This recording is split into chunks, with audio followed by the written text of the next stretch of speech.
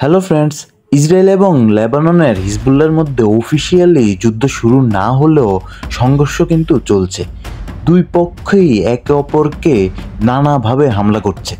তারই ধারাবাহিকতায় লেবাননের হিজবুল্লাহ ইসরায়েলকে লক্ষ্য করে একটি ব্যালিস্টিক মিসাইল হামলা চালিয়েছিল, কিন্তু সেটি ইসরায়েল রুখে দেয়। মজার ব্যাপার হচ্ছে, ইসরায়েলের অভ্যন্তরে তেল আবিবকে কেন্দ্র করে এবারই এমন ধরনের হামলা চালিয়েছে লেবাননের হিজবুল্লাহ। গাজার পর ইসরায়েলের লক্ষ্য এখন লেবাননের হিজবুল্লাহ। গাজাতেও যে ইসরায়েল তাদের হামলা বন্ধ করে দিয়েছে তা কিন্তু নয়, সেখানেও তারা তাদের সামরিক অভিযান চালাচ্ছে, কিন্তু এখন সবচেয়ে বেশি ফোকাসড হচ্ছে তারা লেবাননের হিজবুল্লাহকে ঘিরে। গত কয়েকদিন যাবৎ ধরে লেবাননের উপর ভয়ঙ্কর হামলা চালাচ্ছে ইসরায়েল। এখন পর্যন্ত লেবাননের হিজবুল্লাহর উপর যে হামলা চালানো হয়েছে তাতে লেবাননের প্রায় 650-এর মতো নাগরিক নিহত হয়েছে বলে জানা গিয়েছে।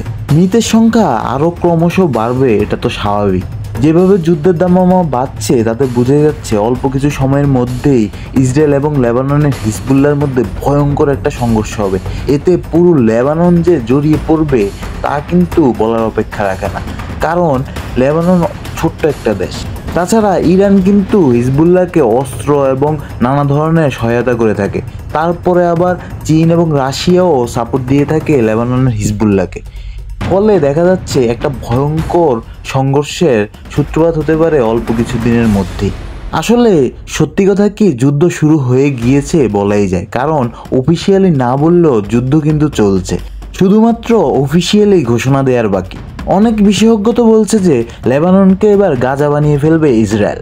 ইসরায়েলের গোয়েন্দা সংস্থা মোসাদ লেবাননের হিজবুল্লাহর ব্যবহৃত পেজার ছাড়াও বিভিন্ন ধরনের কমিউনিকেশন ডিভাইস বিস্ফোরণের মাধ্যমে যে একটা আতঙ্ক সৃষ্টি করেছিল, তার পরপরই ইসরায়েলের বিমান বাহিনী হিজবুল্লাহর উপর বিমান হামলা শুরু করে। গতকালকের রিপোর্ট অনুযায়ী হিজবুল্লাহর উপর প্রায় 1600টি হামলা চালিয়েছে ইসরায়েলের বিমান বাহিনী। তাহলে বুঝতেই পারছেন যুদ্ধ শুরু হয়ে গিয়েছে। অন্যদিকে হিজবুল্লাহও ইসরায়েলের উপর রকেট হামলা, মিসাইল হামলা চালাচ্ছে। আজকে এ পর্যন্তই। ধন্যবাদ সবাইকে।